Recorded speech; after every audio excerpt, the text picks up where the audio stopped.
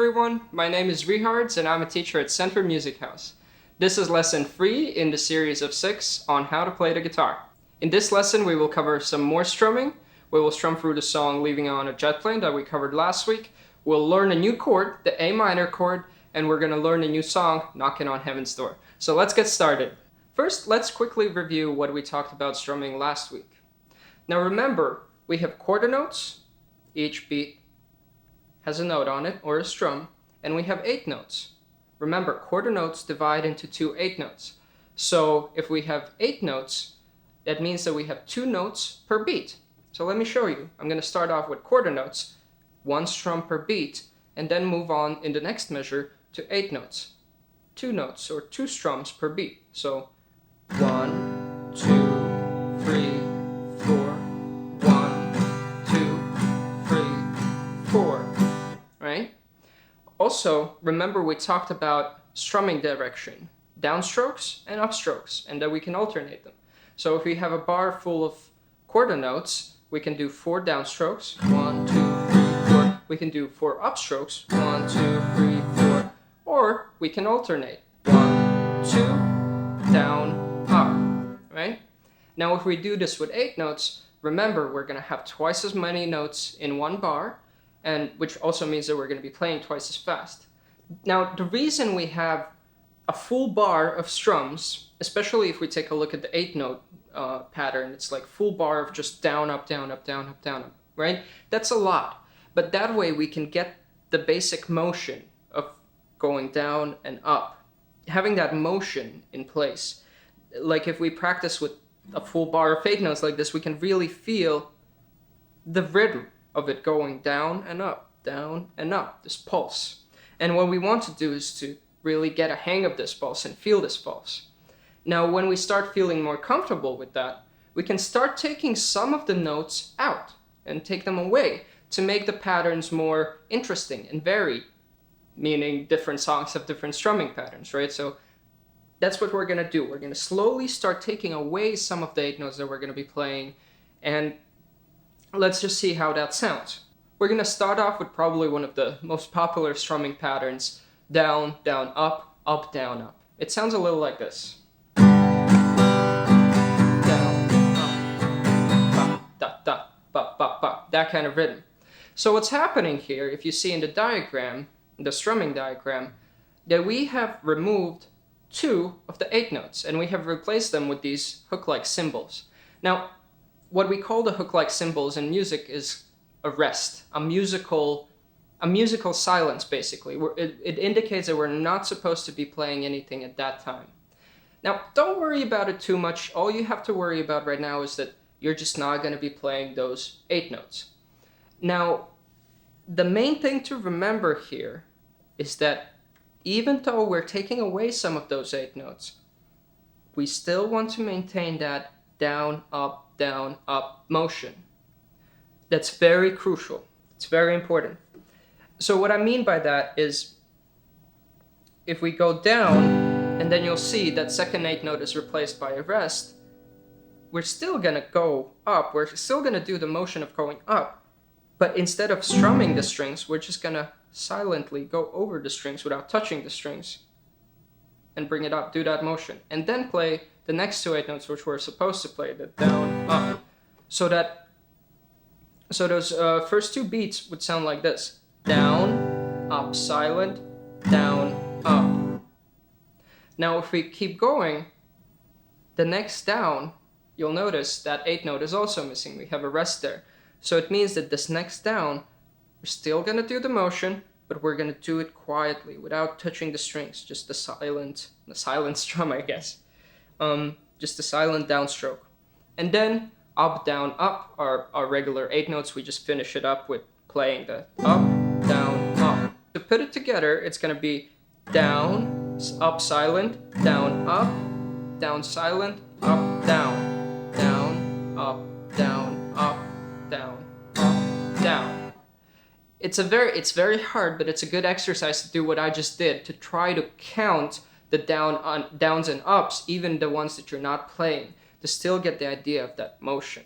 If you're feeling very comfortable, a great exercise is to count the numbers 1, 2, 3, 4. Or if you want to count with the 8 notes, 1 and 2 and so 1 and 2 and 3 and 4 and. But don't worry about it too much. That's only if you really want to try that out. That's a good exercise. So there's going to be a lot of different patterns where you'll see exactly this. It's an 8-note motion, but some of the notes are taken out to make the pattern more interesting, more unique to that particular song and to the rhythm and tempo of the song. Leaving on a Jet Plane is a great song to try out the 8-note down, down, up, down, up strumming pattern. It would sound a little like this.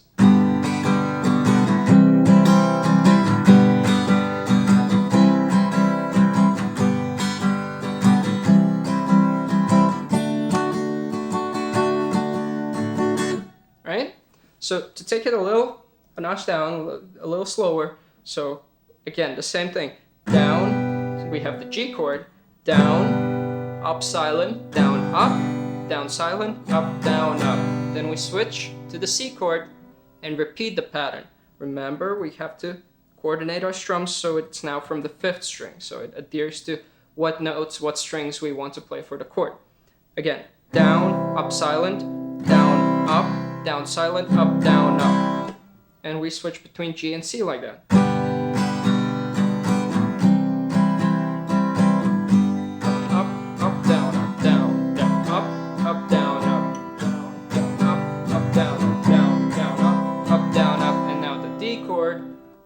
Again, coordinate your strumming where you're going to strum from the 4th string. Down, down, up, down, down, up, down, up.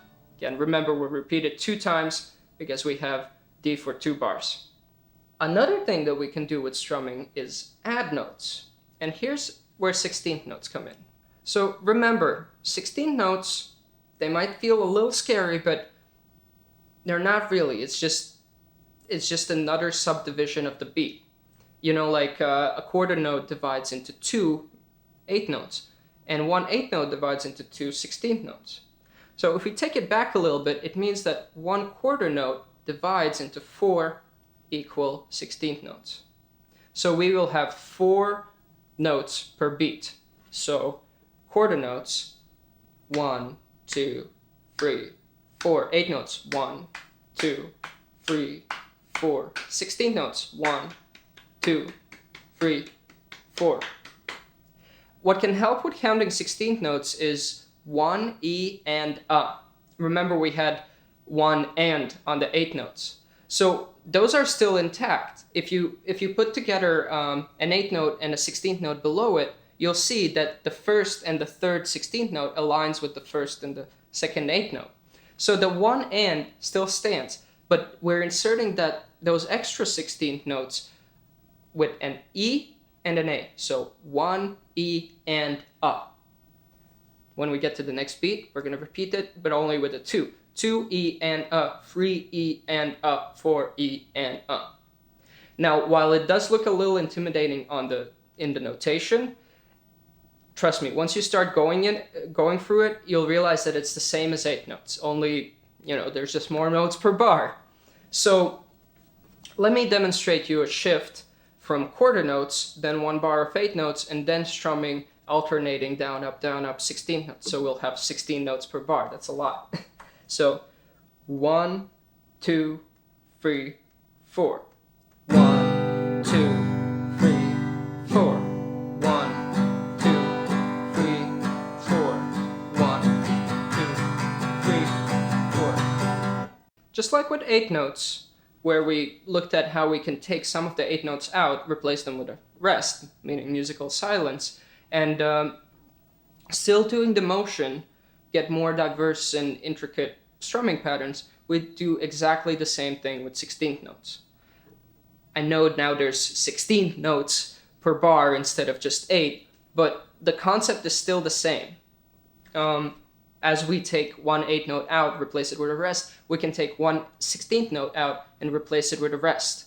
Or we can replace multiple 16th notes, as you'll see in this Knockin' in Heaven's Door pattern. What you also will see in this strumming diagram is that we have a couple of quarter notes and 8 notes. those are there just to simplify the notation. The main feel of those 16th notes, 1, 2, E and 3, E and 4, E and is still there. So if we take a look at that first quarter note, we know that 1 quarter note equals 4 16th notes. And under the diagram, for your convenience, we have written out the counting 1, E and So if we just take a look at that first quarter note, you'll see it's actually very easy. It just means that we do 1 downstroke and we count the rest silently, the rest of the 16th notes. So 1, E, and So it's a quarter note written, and we're playing a quarter note. We're just playing 1 strum, but we're still counting the 16th note. 1, E, and 1, E, and Now we get to the next beat. We have an 8th note and 2 16th notes. So what that means is that we're just going to be, again, still doing the 16th note motion, the pattern, the hand motion, but this time it's a little shorter than a quarter note. We know that 1 8th note equals 2 16th notes. So since we have just 1 8th note written, we're just going to do 1 downstroke. But we're going to count, we're going to do the motion as it's 2 16th notes. So 2 E, 2 E. So up so far we have the quarter note, 1 E and then the 8th note, 2 E, and then 2 16th notes, which is just down, up, and So 1 E and 2 E and Then you'll notice the next 2 beats repeat exactly the same rhythm. So the whole bar would sound like this: 1 E and 2 E and 3 E and 4 E and To play it up to speed, it would be like this.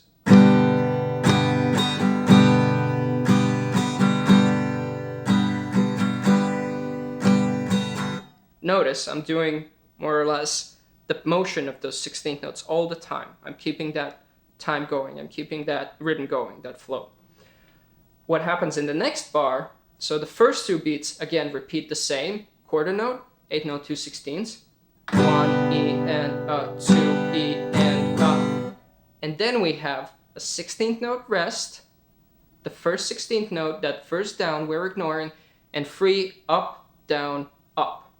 3 16th notes. And then we repeat the same thing. So those last 2 beats of measure 2 would sound like this: 3 E and 4 E and That down is silent, down, silent, and then up, down, up. We play down, silent, up, down, up. So the whole second measure would sound like this: 1 E and 2 E and 3 E and 4 E and So the whole thing together would sound like this with counting: 1 E and 2 E and 3 E and 4 E and 1 E and 2 E and 3 E and 4 E and up to speed.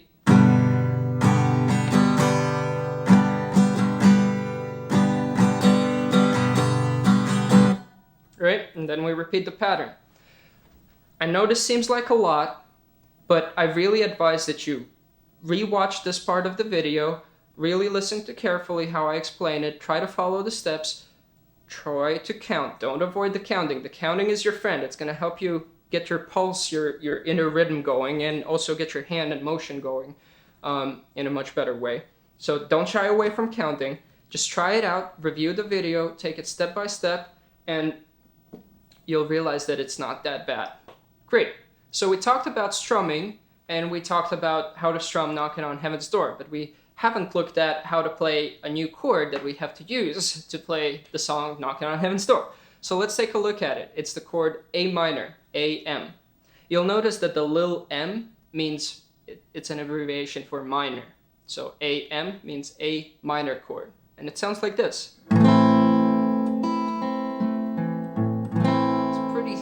Pretty sad chord.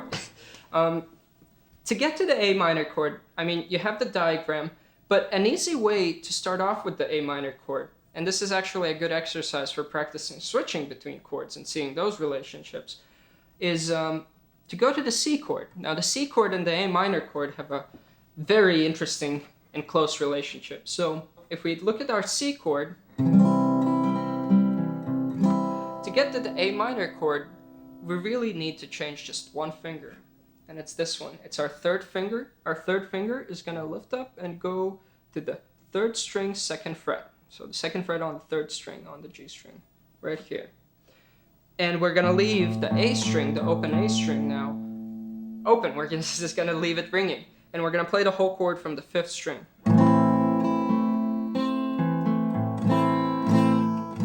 Nice. So C and A minor. Cool. Congratulations on the new chord. Now let's take a look at how to use it in the song. Knockin' on Heaven's Door by Bob Dylan it's a great song to learn. And it uses all four chords that you already know, the G, C, D, and the A minor chord, which we learned today. It also uses the strumming pattern, the 16th note strumming pattern that we looked at earlier today. A key thing to notice here is that in the notation, the difference between Leaving on a Jet Plane and Knockin' on Heaven's Door is that we have 2 chords per bar. So what that means is, if the chords are equally spaced, so half of the bar is for one chord and half of the bar is for another chord, that's exactly what it means. That half of the bar is for one chord and the other half of the bar is for the other chord. And if we're in 4/4 time, so 4 beats, 4 quarter notes per measure, then we know that half of the bar would be 2 quarter notes. So one chord will last 2 quarter notes. With that in mind, let's take a look at it real quick. So let's just go through the whole progression with just simple downstrokes on each quarter note. So we start off with the G chord, 2 downstrokes. So that's 1 and 2, beats 1 and 2. 1, 2, and then we shift to the D chord, 3, 4, and then we go to the A minor chord. Now remember, if you're still having trouble remembering the A minor chord, you can go to the C chord and then just transition that finger back there to the A minor. Now the A minor chord obviously is written, the whole bar is just for the A minor chord, so we're going to do 4 full downstrokes for the A minor chord. 1, 2, 3, 4, and then we go back to G, 2 strums, 1, 2, D, 2 strums, 1, 2, and this time C for a whole bar, 1, 2, 3, 4. Now when you feel comfortable with this progression strumming through it in quarter notes, you can take a look at the 16th note pattern, which is actually the original strumming pattern for the song.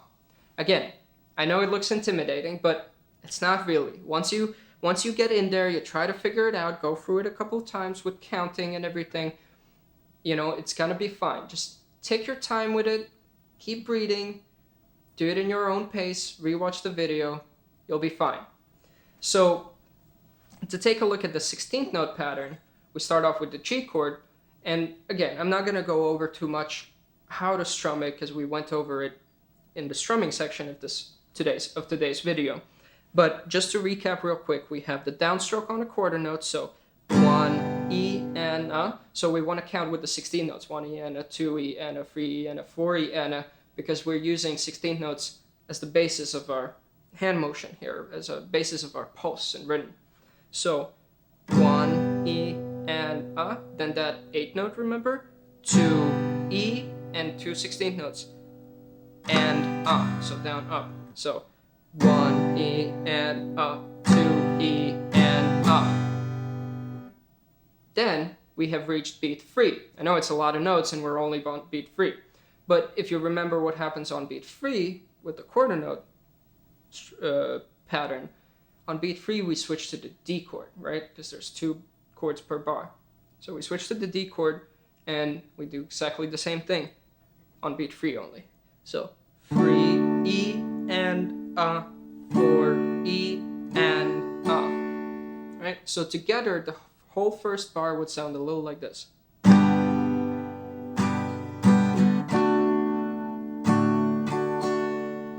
then we land on the A minor chord in the next bar. So the A minor chord sticks for the whole bar, and we're gonna do the whole, if you remember from our strumming part of this video, the whole second bar of this whole pattern. So the first two beats are the same. 1 E and 2 E and and then we have, on that first down, we have a rest. We're just doing a silent down and 3/16 notes. Up, down, up. And then again, down silently and up, down, up. So that whole second bar sounds like this. Down, up, 2 E and up, 4 E and up, right? So the whole pattern with counting would sound like this, starting with the G chord.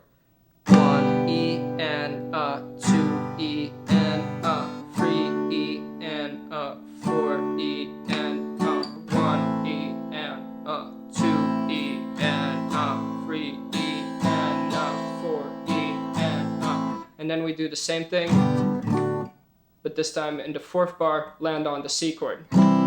So the whole progression sounds like this.